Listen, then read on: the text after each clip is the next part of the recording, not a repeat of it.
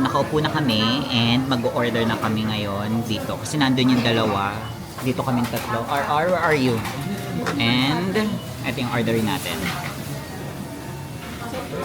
Yan. This one. So 160. 195. For ito, 175. So dito na tayo. This one. And oh, walang charge yung mga rices nila o kung ano-ano. Kasi dun sa airport, may charge na sila pag nag-select ka ng mga sizes mo. But here, wala na siya. Add order this.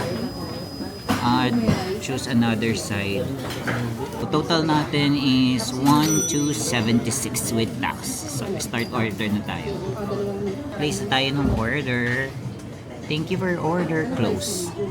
So, ayun lang. Bye-bye po. Kala mo. Enjoy po kayo.